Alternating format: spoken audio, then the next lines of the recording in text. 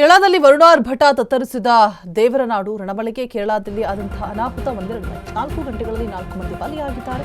28 ಮಂದಿಗೆ ಗಾಯಗಳಾಗಿದೆ. ಬಿರುಗಾಳಿ ಮಳೆಗೆ ಧರೆಗುರುಳಿದಂತಹ ಮರಗಳು, ಹಾರಿದಂತಹ ಮೇಲ್ಚಾವಣಿ.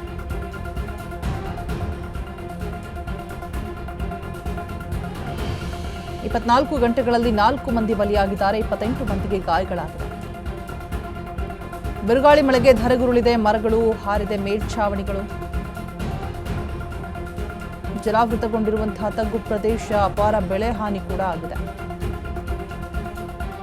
ಭಾರೀ ಮಳೆ ಹಿನ್ನೆಲೆ ಪ್ರವಾಹ ಮತ್ತೆ ಭೂಕುಸಿತದ ಎಚ್ಚರಿಕೆ ಕೂಡ ಕೊಟ್ಟಿರುವಂಥದ್ದು.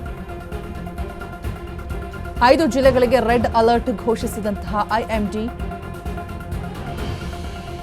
ಕಾಸರಗೋಡು, ಕಣ್ಣೂರು, ವಯನಾಡ್, ಕೋಯಿಕೋಡ್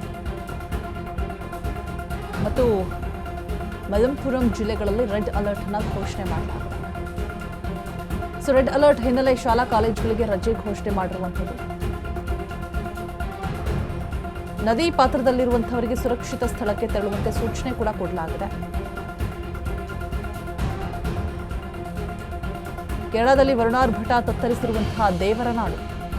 ರಣಮಳೆಗೆ ಕೇರಳದಲ್ಲಿ ಆದಂತಹ ಅನಾಹುತ ಒಂದೆರಡಲ್ಲ. 24 ಗಂಟೆಗಳಲ್ಲಿ 4 ಮಂದಿ ಬಲಿಯಾಗಿದ್ದಾರೆ. 28 ಮಂದಿಗೆ ಗಾಯಗಳಾಗಿದೆ. ಬಿರುಗಾಳಿ ಮಳೆಗೆ ಧರೆಗುರುಳಿದೆ ಮರಗಳು, ಮೇಲ್ಛಾವಣಿಗಳೆಲ್ಲವೂ ಕೂಡ ಹಾರ ಹೋಗಿದೆ. ಜಲಾವೃತಗೊಂಡಿರುವಂತಹ ತಗ್ಗು ಪ್ರದೇಶ, ಅಪಾರ ಬೆಳೆಗಳು ಕೂಡ ಹಾನಿಯಾಗಿರುವಂಥದ್ದು. ಭಾರೀ ಮಳೆ ಹಿನ್ನೆಲೆ ಪ್ರವಾಹ ಮತ್ತೆ ಭೂಕುಸಿತ ಎಚ್ಚರಿಕೆ ಕೂಡ. 5 ಜಿಲ್ಲೆಗಳಿಗೆ ರೆಡ್ ಅಲರ್ಟ್ ಘೋಷಿಸಿರುವಂತಹ ಐಎಂಡಿ.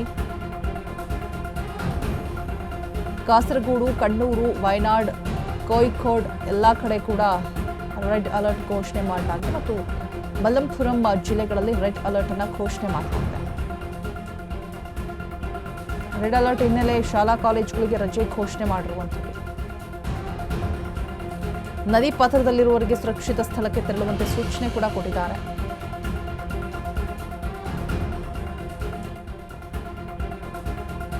ಕಂಪ್ಲೀಟ್ ಆಗಿ ತತ್ತರಿಸಿ ಹೋಗಿದೆ ದೇವರನಾಡು.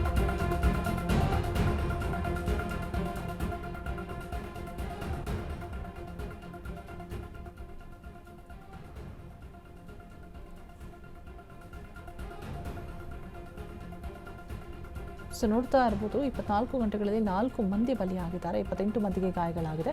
ಕಂಪ್ಲೀಟ್ ಆಗಿ ಜಲಾವೃತಗೊಂಡಿರುವಂತಹ ತಗ್ಗು ಪ್ರದೇಶಗಳು, ಅಪಾರ ಬೆಳೆ ಕೂಡ ಹಾನಿಯಾಗೋಗಿದೆ.